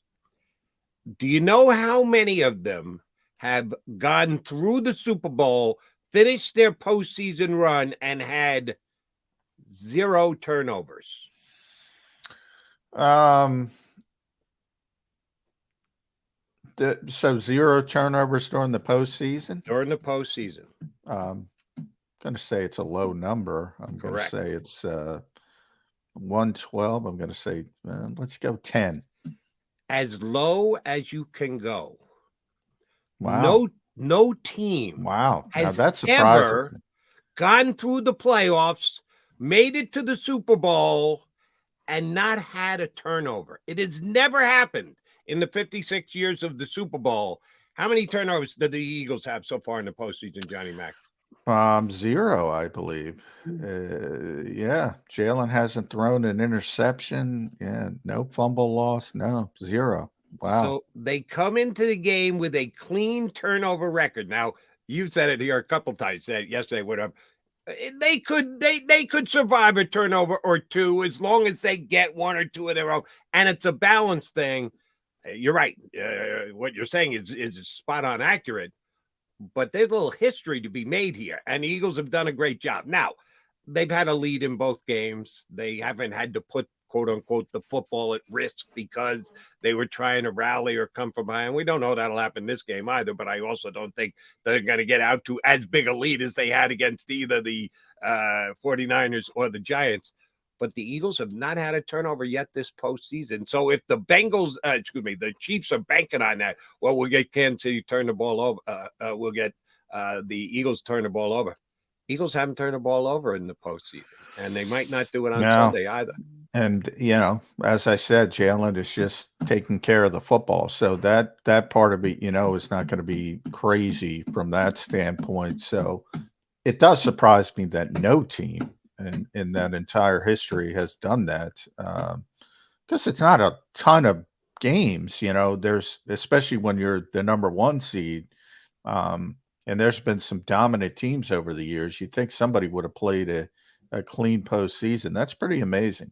That's pretty amazing if they could finish that. That's another feather in the cap if they could finish that off. That's a pretty good historic mark, which they have at least the possibility of getting. All right, Johnny. We got an hour, 55 minutes left to go. I don't know that I've really ticked Eagle fans off yet today, so I'm going to risk doing that here. And again, I respond to the calls I get on WIP, the guys who stream in with us here on Birds 365 and my Twitter feed. And it seems to me like there are some Eagle fans that are almost lost this week. They don't know how to handle themselves because the Eagles are the favorite. The Eagles are supposed to win this game. They so badly want to be the underdog. They live to be the underdog here in Philadelphia. I think that was one of the things that made this Phillies run this past year so much fun, because they were the last team in the National League to qualify for the playoffs. They were the 6th seed out of the 6 NL teams that made it. So not only were they winning, but they were winning games they weren't supposed to win, so you could throw your chest out as an underdog. That's not the case here. I gave it to you yesterday that the Madden simulation not only went the Eagles' way 31-17, winning by 2 touchdowns. Now, the Madden simulation hasn't had a great track record. It's been wrong the last 2 Super Bowls, as a matter of fact. And, oh, by the way, took the Patriots 5 years ago to beat the Eagles. So I don't know that you want to put too much faith in the Madden simulation. But you know who else is picking the Eagles this week? Siri, Google Assistant. Oh, now you're going to piss people off. Yeah, sorry about that. If you go just talking to your computer in your house, you're going to get the answer you want if you believe that your computer knows what it's talking about. But if you don't, if you want to be that underdog person, you go, we are bigger and better than the rest of the world. We're Philadelphia. No one likes us. Yeah, everybody likes you. The Eagles are, you can't play the disrespect card. You got to reaching to play the disrespect card. The Eagles are the favorite. They're the favorite in Vegas, and they're the favorite of a lot of people who are already getting on the record and predicting this game. They're supposed to win this game, Johnny Mac, much to the chagrin of Eagle Nation. Yeah, it's amusing to me. I wrote about this on Monday at Billy Boyce. It's I don't understand. Embrace it. You got the best team. Embrace it. But you're right. And by the way, it's not, no one likes us. We don't care. It's, that translated in Philadelphia, and that's no one likes us and we obsessively care. That's what that really means. But with this particular team, yeah, I mean, they compartmentalize it down to Julian Love saying, the coach, anybody could coach this team, not understanding the backhanded compliment of they're so good, right? Anybody could coach this team from a talent perspective, which isn't true. By the way, Nick Sirianni has done a tremendous job. I heard the same thing. I brought it up before. I used to hear the same thing when I covered the NBA with Bill Jackson. Yeah. I mean, was Larry Brown a better X's and O's coach than Bill Jackson? Hell yeah. Larry Brown's the smartest basketball mind I've ever come across. But, guess what? He couldn't manage personalities like Bill Jackson. There's different ways to look at coaches and things like that. But the personnel of this team, Jody, and we talked Aaron Rodgers, I'll say it again. Aaron Rodgers said this is the best offensive line he's seen in 20 years. I don't have that kind of cachet, but I went back longer than that, about 40 years. This is the best offensive line I've seen. The defensive line, the sack numbers, the secondary, the savviness I always talk about with Slay and Bradbury and Maddox, the receivers. Back in the preseason, I said this was the most talented tandem the Eagles have ever had. Now, whether it ends up being the best, ends up being better than Deshaun Jackson and Jeremy Maclin, that has to do with longevity. But I think people now understand, this is the most talented tandem they've ever had at the wide receiver position. The tight end is phenomenal. Up and down the field. all-star team. Miles Sanders said it. It turned out to be true. They are the better football team. I talked about my riser theory. Look at the difference. Look at the difference. They are the more talented team. I said to Nick Sirianni, Jason Kelce started his clothing line. One day, Nick, he wears, he tries to support people. He wore the underdog shirt. I said, why are you wearing that? You're never the underdog. You're literally never the underdog. And he joked, always the underdog. They're not. They were literally favored in every game this season, except for one, Christmas Eve in Dallas. The third of 3 consecutive road games, and they didn't have the starting quarterback. And we all know Dallas gets that bump a little bit, which, America's team, that's part of the reason Philadelphia has this complex. They do get a little bit of a bump. But the Eagles they've been favorites all year, all the way through to the Super Bowl, where they are again favorites. They are not the underdog. I'm sorry. Jody, you're correct. And I think the way that they should be looked at is in games that Jalen Hurts was starting quarterback this year, they were favored every single time. That Dallas game was the only time they weren't. And you're right, that was a Gardner Minshew game. That wasn't a Jalen Hurts game. Nope. Jalen Hurts is favorite every single time he's taken the field, and will be the favorite this week against the Kansas City Chiefs. So if the Eagles, behind closed doors, can somehow manufacture in their own minds that they are in some way, shape, or form, really love to know how you do that, the underdog in this game, more power to them. If they think it works, and Sirianni told you we're always the underdog, and he can somehow make them believe that, more power to him. Go for it, coach. But we'll step back into the real world here and go, you haven't been an underdog once all year, and you're not an underdog in this game. You're a front runner. And usually front runner has a very negative connotation. No, I want it to be a positive here. You have the better roster. Both teams were 14-3. They scored the exact same amount of points. I get all of that. But you've been the dominant team in the postseason. You run through your first 2 opponents. Kansas City had to fight and claw to get to the Super Bowl. You did not. Rightfully the favorite. Wear it with pride. Tell the world, we're in a good place right now. We think that we're exactly where we need to be. We don't have to overachieve. We don't have to rise above. If we play our game, we think we're going to win. And that's what I'd like to hear from some of the Eagles this week. And I think you asked me last week on the show. Nick looked really calm, really self-assured last week going into the Super Bowl. And he asked me why. And I said, well, he knows he's got the better team. He knows it better than anybody. But you're right about use what you can use. If it works for you, use it, as an individual. Nick Sirianni's I joked about, he's asked the same question. I was the one who asked it first about the meeting with Andy Reid. Barzine just talked about it. Andy Reid came in a situation where the Chiefs were 2-14. 2-14. And oh, by the way, he already had David Culley, who was not only his receivers coach, his longtime receivers coach, but he was also his assistant head coach. Obviously, he wasn't going to keep Nick Sirianni, who had been coaching for 4 years, 2 of them as a quality control coach, and was on a 2-14 staff. Obviously, he was going to bring in David Culley. Nick knew it. Everybody knew it. And people made a big deal. Oh, Andy Reid fired you. Who keeps somebody from a 2-14 staff over their longtime consigliere? Nobody. It's ridiculous. It's absurd. But Nick said, when he went back, he got a job in San Diego.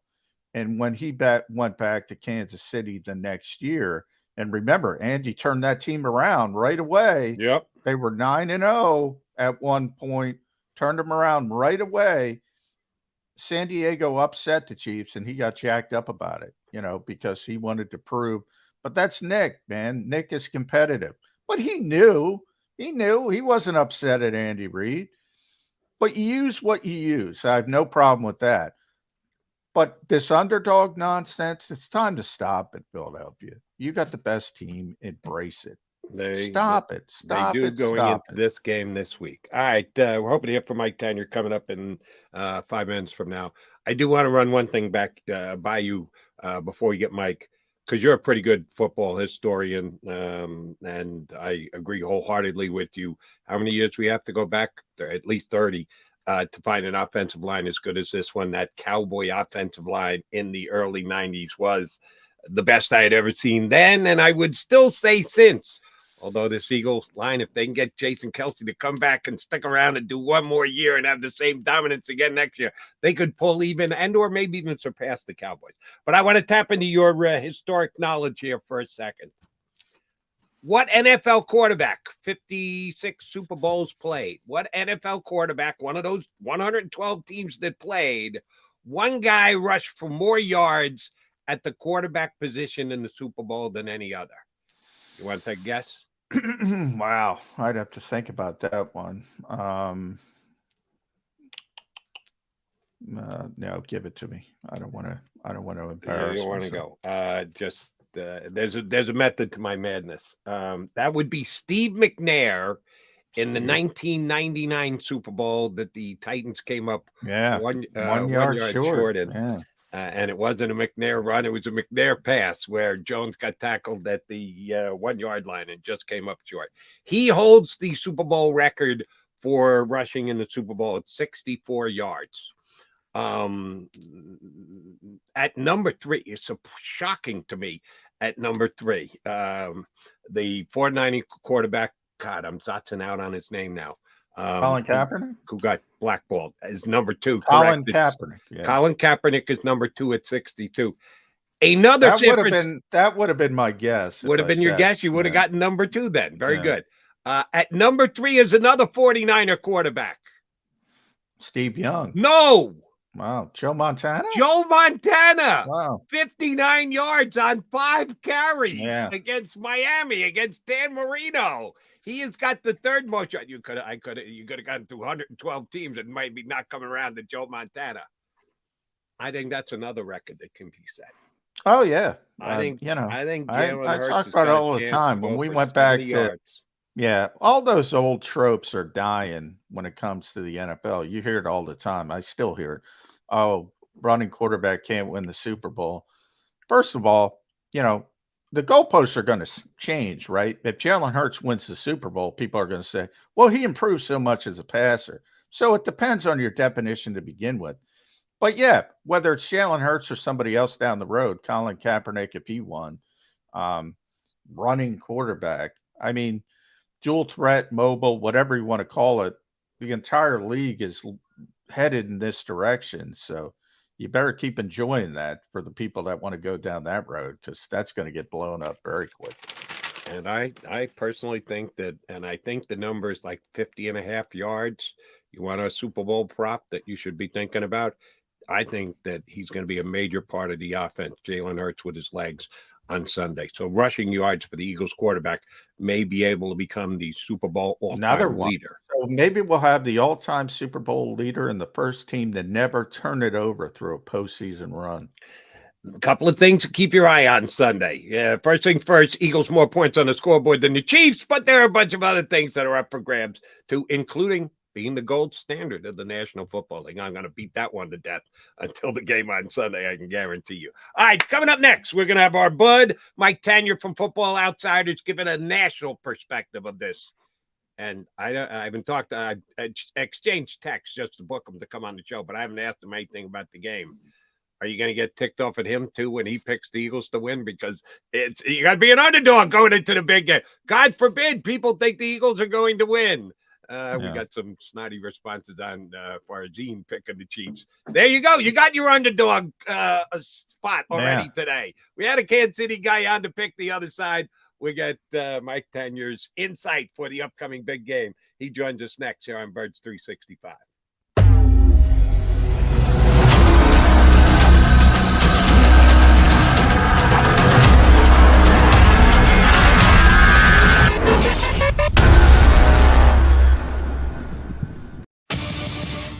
greatest fans on earth. It's a bold statement, but would you expect anything less from Philadelphia? 58 years of heartache creates a toughness, a grit, a resolve not found in most. Sure, our prayers were answered, but now that we've had a taste, we're looking for more. Pondley Hockey, official partner of the Philadelphia Eagles. Go for the beers, go for the cheers, go for the hit and the hits, go for the scene, go for the screens, go for the gallery, go for the win, go to Ocean.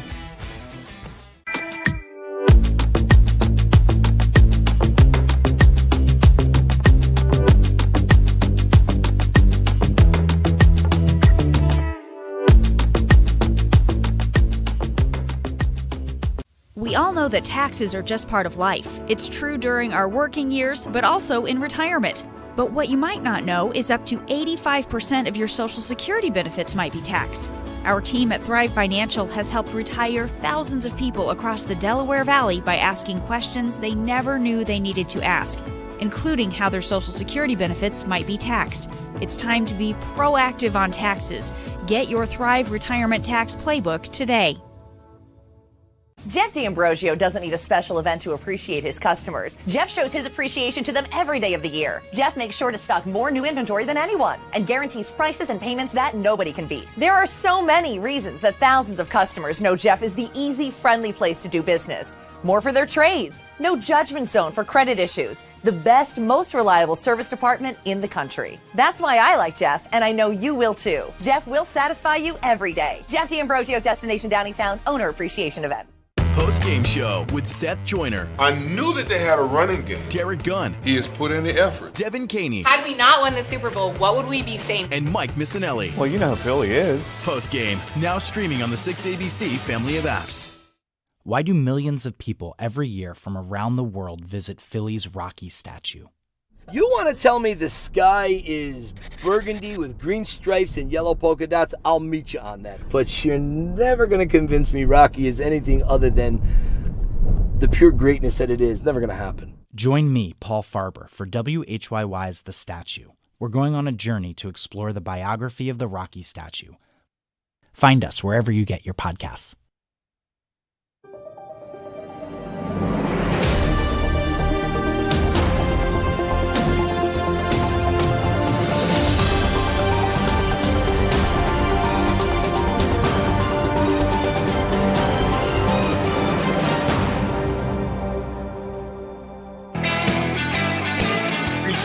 Streaming in here on Birds 365. You got back on that. We've got our bud Mike Tanyer from FootballOutsiders.com to join us. And I'll tell you why we have Mike on. Because I like the underdog role, much like Philly fans. And he's the only guy we have on that's got a better beard than me. But I like being the underdog. And that's why we break. Yeah, and he knows a little something about football, too. Mr. Tanyer, are you in Arizona already? I am in Arizona already, and I'd like to apologize for two things. First, I got the time difference wrong. Second, I scheduled this right after the media party last night. Ooh, so yeah. I hope to be on Radio Row speaking to you, but that's about 6 blocks that way, and I woke up about 9 minutes ago. In the lobby of the Courtyard by Marriott here in downtown Phoenix, where it's 9:30 in the morning, and it should be 7:30 in the morning, and I overslept a little bit. That's beautiful. We love a good courtyard. Everybody loves a good courtyard, Mike. So no issues there. I hope you're enjoying the weather.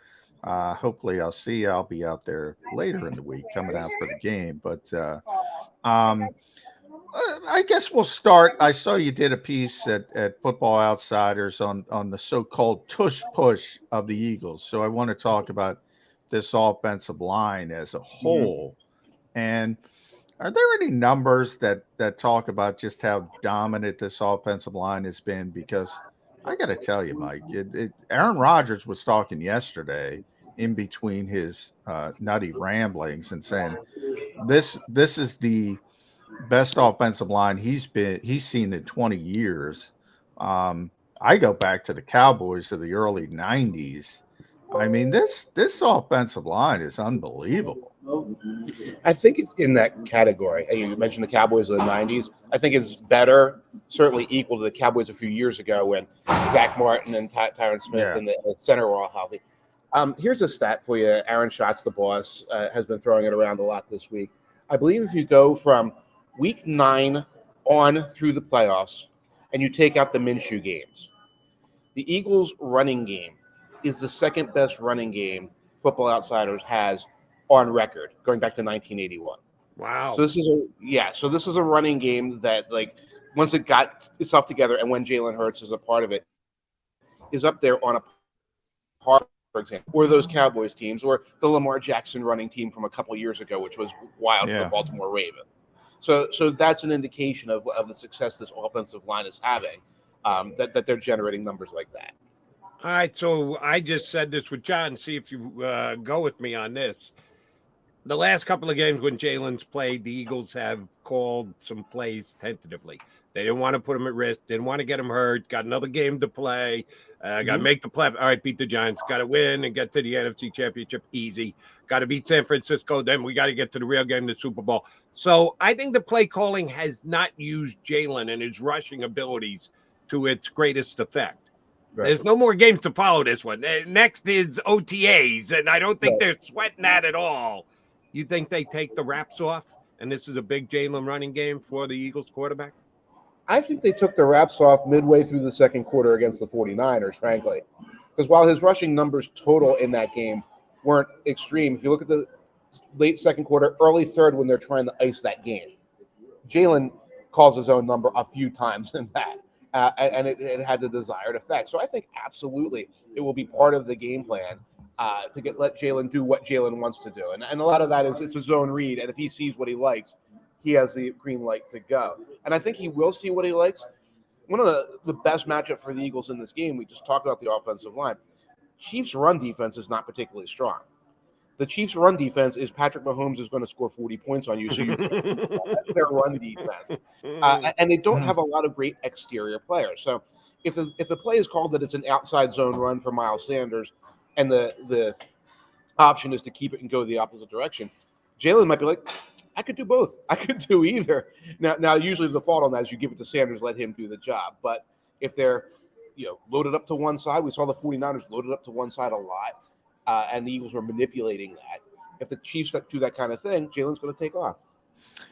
You mentioned the Chiefs a little bit there, Mike, and Patrick Mahomes and his ability to score 40 points. That's kind of how I'd look at this game. Kansas City could win this game because they have the best player in the game. But and if he gets hot, if the home run hitter gets hot, look out. All of a sudden you got a couple 3-run bombs and you're in trouble.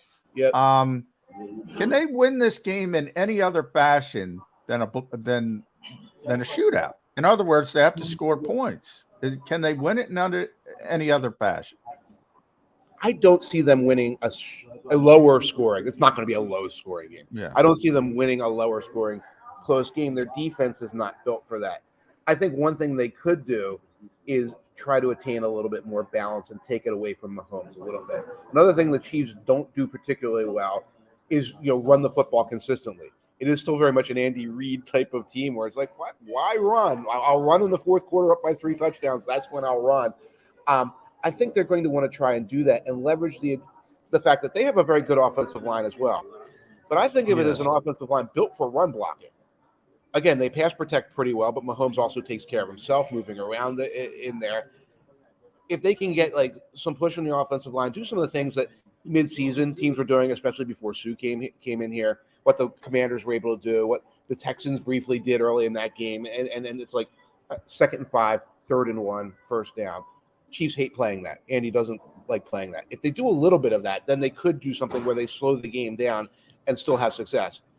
I just don't see that happening. That just seems out of character for them. And I got an Andy Reid question for you. If Andy Reid does what Andy Reid does, and he's got 25 years of coaching for us to look back at and go, well, here's what Andy usually does. Coming into this game, you're facing Hassan Reddick, who right there with Bosa, who the Eagles showed they could shut down basically mano a mano because their offensive line is good as it is. Kansas City's offensive line is good, not as good as the Eagles. do you think Andy Reid leaves his right tackle on an island against Hassan Reddick, or does he go against what Andy Reid usually does and give that guy a little help? And if he does that give a guy like Josh Sweat a chance to be the best player on the field if he's going mano a mano, one-on-one on the other side of the line? I think what Andy wants to do to get the right tackle, Wiley, I mean, he'll put Noah Gray, he'll put his tight ends to chip a little bit. He obviously does not want Kelsey out there chipping. He wants Kelsey playing wide receiver. Reed's favorite tactic on this is, middle screen, double screen, look one way, go the other way. We saw that in Philly years and years ago as well. Get McKinnon, Pacheco behind Reddick, get the ball to them when they brings the pass rush in. And I think he might have some success on that tactic. The problem with that tactic is you can use it once, use it twice, use it 3 times. You can't run 25 screen passes in a game. So, I think that he's going to expect Mahomes to protect himself a little bit. He's going to expect Mahomes to step up. He will call a lot of shorter passes to create opportunities there. But I don't see Andy Reid turtling up to protect the Mahomes because you know what? In the Super Bowl a couple years ago against the Buccaneers, he didn't do that. No, that was a disaster. But Andy he didn't have his tackles, and he didn't do it. Yeah, right, exactly. And this is a better offensive line than that. So if he didn't do it then when he probably should have, I don't know if he feels like it's in his nature to do it now. That's a good point, Mike, because if you're not going to do it with backup tackles, you're not going to do it with your starting tackles. Now, you mentioned Travis Kelce. A lot of people think the Lombardi Trophy is the biggest thing at stake in this game, but it's bragging rights on the New Heights podcast. That is the biggest part of this game. But in all seriousness, how do you stop Travis Kelce? I mean, they don't have Tyreek Hill. In theory, you can double, bracket him, do whatever you want, but nobody can stop this guy. What do the Eagles do to stop Travis Kelce, or at least slow him down? It almost takes a specific type of defender to stop Travis Kelce, and the Eagles don't necessarily have it. It's almost like a Richard Sherman type. It would be a Honey Badger type of guy, and of course, the Chiefs had Honey Badger. like they protected themselves from the type of guy who can do that. And I don't think that player is on the Eagles roster. I don't think they covet that player. I don't think trying to move a sleigh inside, I think that could actually backfire on you. So one thing you could do is say, okay, make someone else beat us. Okay, Kelsey's going to eat. He'll get 8 for 100. What else you got? What's Marquez Valdez-Scantling going to do? What's Juju going to do? The Eagles have the capability to slow those things down and to slow down the running game, stop the running game. Andy Reid could stop his own running game if he's feeling like it. And then you have the situation. It's like, okay, Kelsey went ham and they scored 17. Kelsey went ham and they scored 20 because of it. That's an Eagles victory. So that might be the approach. Just harm reduction. Don't let him just have an epic MVP type of game, and then you can still come out ahead. I do want to get your feeling on a matchup. And John and I noted earlier, we always do this. It doesn't really add up, but, you compare the two quarterbacks going against each other, except they never do. When one's on the field, the other one's off. The KC running backs against the Eagles running back, they never play at the same time. I'm going to give you one that's actually on the field at the same time. Eagles offense in the red zone. They were number 3 in the league percentage scoring touchdowns. The Kansas City Chiefs were 31st out of 32 teams in preventing touchdowns in the red zone.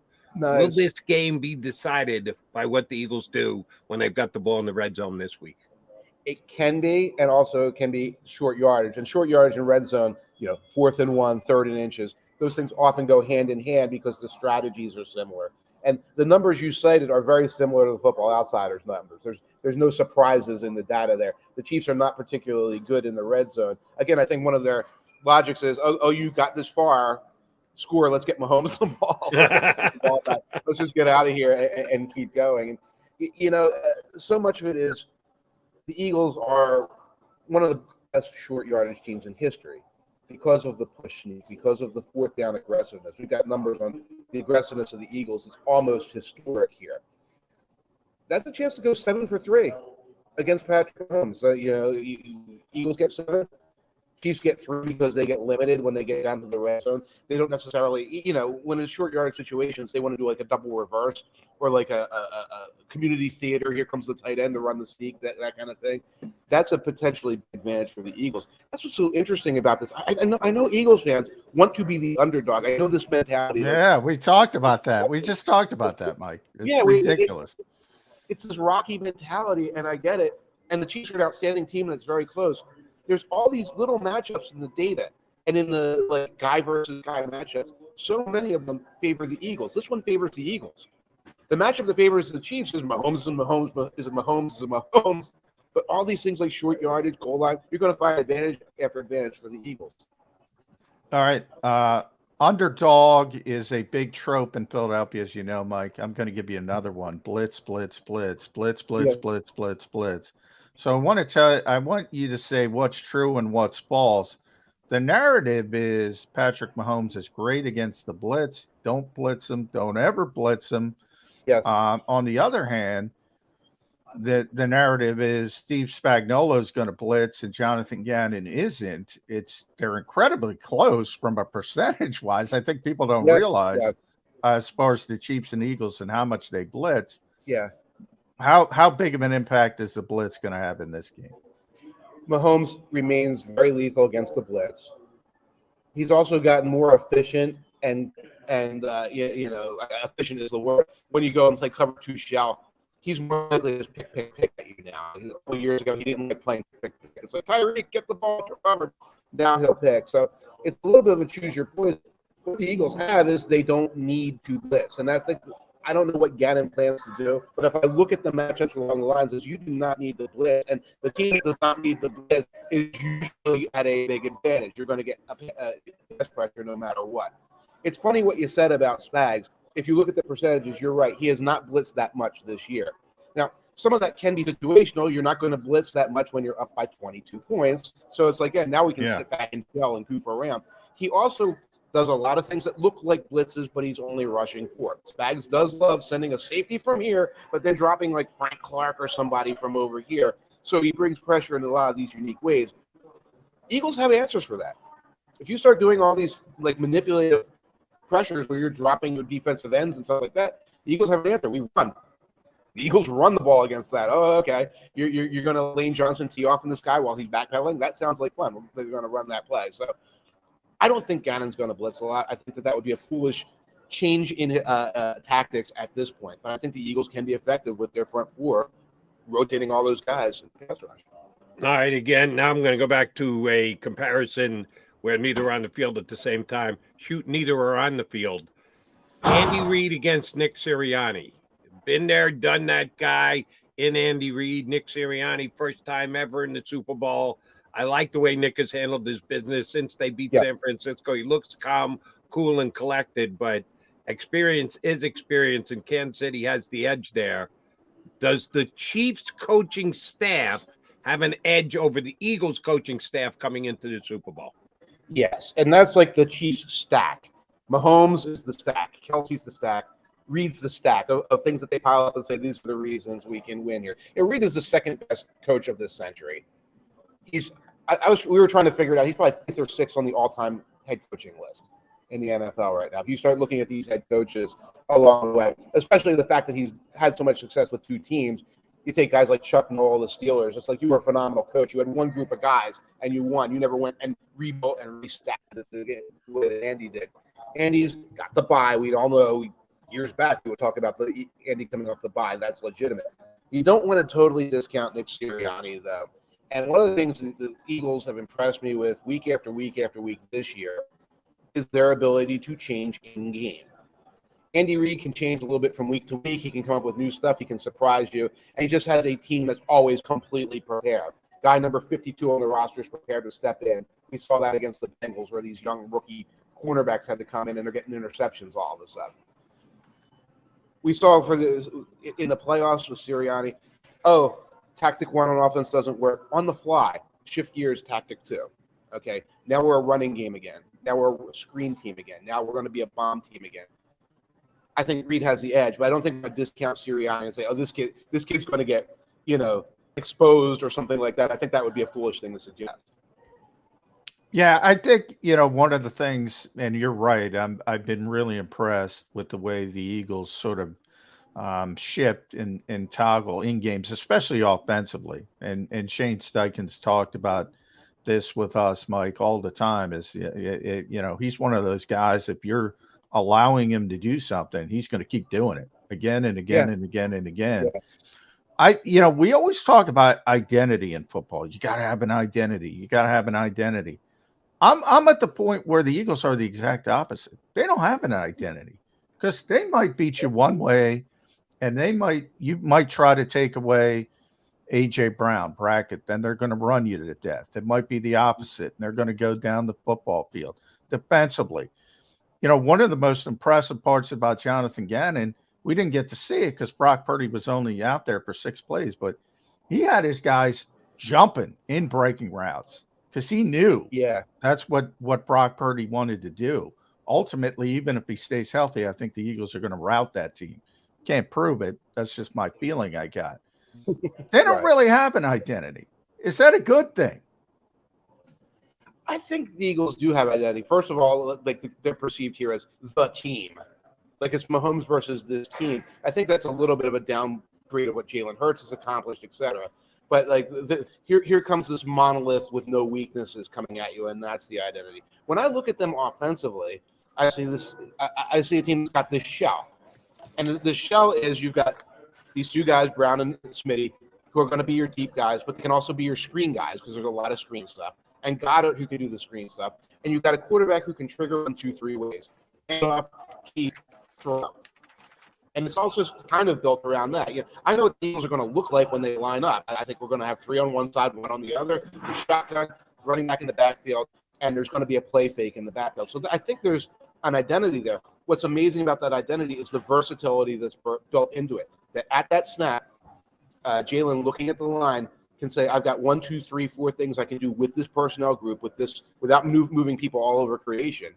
And that's what has made the Eagles so difficult to stop week in and week out. It's not an identity like we're just a power running team or we're a bomb team or we're a West Coast offense, but it still is an identity in its own right. All right. Completely unfair question, but you're up to the task, Tanyer. I know you. I need help with a player prop bet that I'm considering. The under-over on players who will throw a pass in the Super Bowl is 2.5. Wow. That would be Jalen Hurts and Patrick Mahomes. Will a third individual throw a pass in this game? And if so, if you just want to take a flyer on who you think it would be, lay it on me. Oh, I love that prop. I love that prop. I don't want to see a quarterback injury on either side, but you win with a quarterback injury. You win with a fake punt. Yep. I would go over because, that bet, first of all, it exists to go over. It exists for you to sit there and wait for the trick play and jump up and down. Yeah. That's why you take a bet. Honestly, I would say McKinnon, running the zoop, that thing. It will not be Kelsey because no one wants to see Kelsey throw a pass. We've established that. And I say another possibility with Tommy Townsend, the punter for the Chiefs, because I could see Andy certainly throwing something in there. Yeah. For some reason, I don't see the Eagles going on their side and doing it, but they got some things in there. Quez Watkins going over the top to Devontae Smith. It's possible. Yeah, Take the over. Yeah. Take the possible, over. but not probable. And see, this is why Tanyer's this good. The only player on either team that has thrown a pass that wasn't supposed to throw a pass this year. Henny did fill it in. Gardner Minshew did fill it in.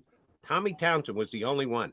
The Eagles tried none, 0 for the entire year. Eagles, Someone other than the quarterback throwing it. Kansas City did it once. By the way, it was incomplete. So you nailed the one guy who's done it all year. That's why it's a legit bet, because neither one of these teams has shown that this year. Yeah. And Ward isn't on the Eagles roster anymore, so we don't have that. Yeah, Doug Peterson, I feel comfortable. Nick Sirianni, he knows he's got the best team. He's like, why am I going to mess with that nonsense? And we'll see. But Andy, though, could pull out the snow globe. You never know with Andy. And he might want to stick it to Philadelphia. Last one from me, Mike, and follow Mike at Mike Tanyer on Twitter. FootballOutsiders.com does a tremendous job there. New York Times Sports, still a contributor there. Who's going to win the game, Mike? The Football Outsiders official pick, I think, is going to be the Kansas City Chiefs. When you run all the DVOA and all the analysis, I think they come out like 51.3% chance of winning. So it's like and what the boss Aaron Schatz would say is in that range, it's like it's a pick 'em. It's a personal choice situation. You know, like our stats aren't that good. Like you can like go like that. I look at a game in which the Chiefs have the best coach, best quarterback, and in Chris Jones and Travis Kelce, the second and third best players.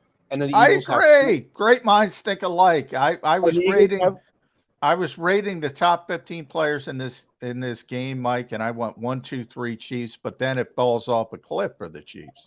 Then it falls off a cliff. Yeah, 4-40 are the Eagles. It's almost like that. And I look at the Chiefs secondary, and there's something coming up on Football Outsiders about all the rookies in that secondary.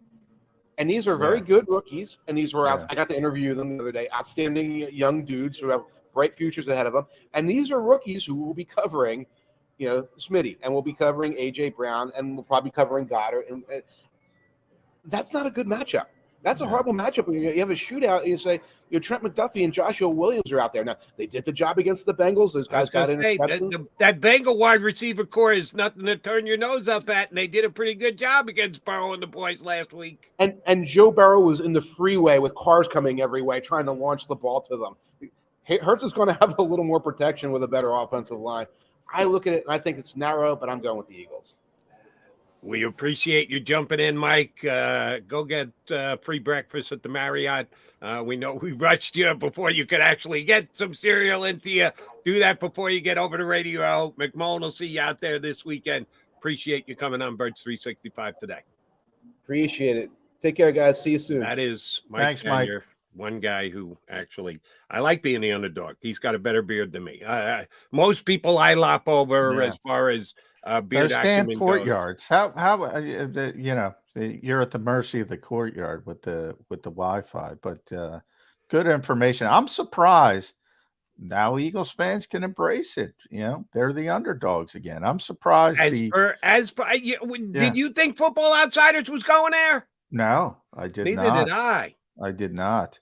But he brings up a good point. The thought process of best coach, best quarterback. You're usually going to pick that team, but I'm with them, top 3, and then it falls off a cliff for Kansas City. One of the reasons why I like having Tanyer on is he's got a better vocabulary than me. I did not know in leading up to Super Bowl 57, we were going to get the word monolith used. Yeah. I use it all the time. Come on, Jody. I've used monolith on you. You got to give me credit for that. Really? I'm a big monolith guy because it drives me crazy. I talk about it all the time with the media. Everybody talks about the media like it's a monolith. And, people like Mike and me and you, we have different opinions all the time. I talked about it with JAKIB Sports. People say, oh, JAKIB Sports, somebody said this, and they put us all in a monolith. No, we're all different. We have different opinions. Well, shit, I can tell you where we're different right now. What is your definition of monolith? That means a group that is all the same, is basically very, very group. Everything is rigid. Everything's the same. Really? See, because and yes, similarity is certainly part of it, but like at the top of the heap to me is monolith. You can't be a monolith if you're a bunch of underachieving individuals. Just the similarity of it. No, monolith to me means like gigantic. Yes. Well, similar, no, it's there's 2 definitions. If you look it up, it's a block of stone. I mean, it's a big pillar, but in a political environment, it's regarded as uniformity. Understood. So there's 2 things. I think Mike was using the gigantic pillar definition of it when in describing the Philadelphia Eagles. They are that big, that much better, that well balanced across the board, unlike the Chiefs, who are here's one that I know you've used plenty and you're right on, top heavy. The Chiefs are top heavy. Yeah, they've got stars and then they've got to drop off. The Eagles are a monolith in that all the way down the roster. There's talent, there's balance, and that's why both John and I are. Well, I'm just pulling it up. So, here's the examples. A large single upright block of stone. We pass stone heads, the strange stone monoliths silhouetted against the horizon. A large and personal political, corporate, or social structure regarded as intractably individual and uniform. The example is the dominance of broadcasting monoliths limits local programming. So it works both ways. Yeah, if I were to use it, and I don't use it often at all, I would use it to describe something that is all-encompassing, that is large, large and in charge. To me, it's uniformity, because that's my pet peeve. People think the media is uniform. We are not. We all have differing opinions. You we are not. Lean toward definition B. I'm going to go with definition A of gigantic, and the Eagles are the monolith in this game, much to the chagrin of the Eagle fans who want to try and play the underdog card. Can't happen. The Eagles are the monolith except by Football Outsiders algorithm, 51.3%. There you go. Yeah, cling to that. Football Outsiders number crunching says the Chiefs are the favorite. Speaking of algorithms, hit that favorite, hit that like button. Yeah, I thought I said algorithm. Yeah, that's true. We've got a good following in today. Thank you all for streaming in. We will come back. We'll put a bow on the show. But before we come back, before we ever go to break, we need you right now to hit that like button. Come on, to show a little love to the non-monolith that Mac and Mac are here on Bird 365. We argue all the time. We can't be a monolith. Yeah, but we're pretty huge, or at least we are today with the number of streamers we have. Appreciate you guys all streaming in. Hit the like button and come back and watch us put a bow on the show on Birds 365.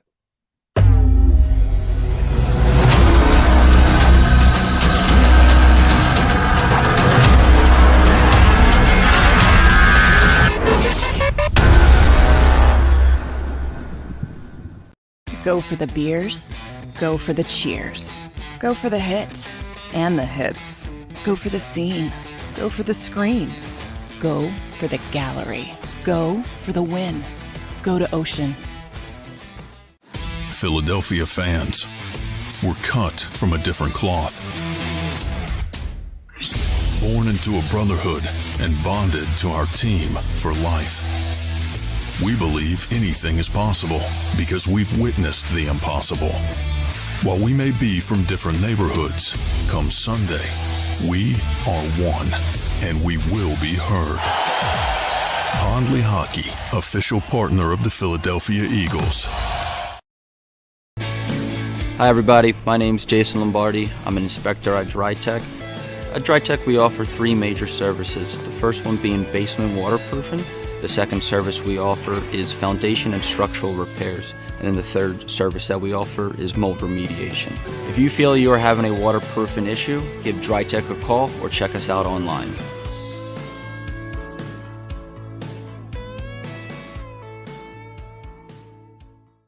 Why do millions of people every year from around the world visit Philly's Rocky statue? You want to tell me the sky is burgundy with green stripes and yellow polka dots? I'll meet you on that. But you're never going to convince me Rocky is anything other than the pure greatness that it is. Never going to happen. Join me, Paul Farber, for WHYY's The Statue. We're going on a journey to explore the biography of the Rocky statue. Find us wherever you get your podcasts.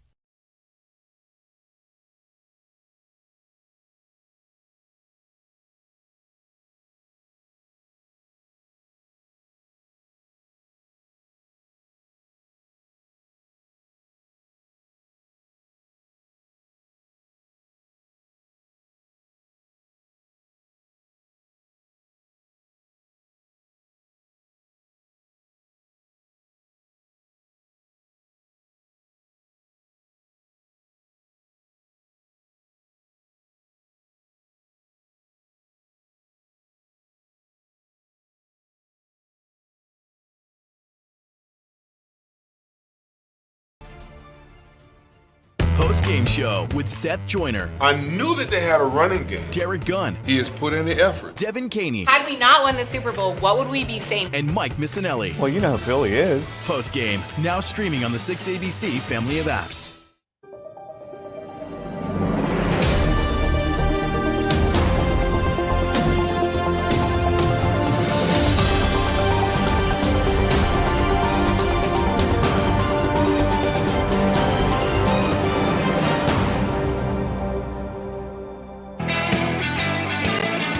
All right, Mac and Mac guys coming down the home stretch, putting the ball on the show here on Birds 365. All right, we've gone an hour and 55 minutes, and we have not talked about, have not tackled the biggest Philadelphia Eagles story leading into 4 days before the Super Bowl.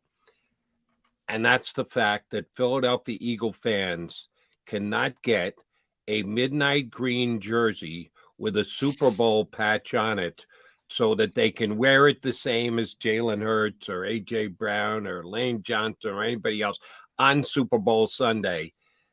You and I both have expressed our opinion on merch, on uniforms, and the like, and neither one of us has moved much by the needle as to what you can or can't wear, what the Eagles do or don't wear. That's a Jeff Kerr spot. He's the uniform guy. Definitely is. He's a uni guy, but you've heard the backstory to this, right? I have not, because I don't. And I don't know this to be 100% true, but it makes sense. It was told to me yesterday. You know, the Eagles changed their logo. Right? Oh yeah, the word mark. Yeah, the dreaded word mark. Yeah, correct. So Nike is the producer of the uniform shirts. Well, when the Eagles changed the word mark, they only had X amount of jerseys, and then they had to start production of the ones with the new ones. Well, Nike ran out of jerseys. That this season has been so good. Usually you just slap that new Super Bowl logo on an existing jersey and you roll it out there and you sell it. But because the Eagles changed their word mark, they didn't make as many jerseys as they usually do, and they basically ran behind. So you get to the Super Bowl, and everybody's been buying jerseys all year long, and all of a sudden Nike goes, yeah, we don't have any more of the green midnight ones. And that's, we could go off on a tangent on that. But here's the question I got to ask you, because I saw it on Crossing Broad.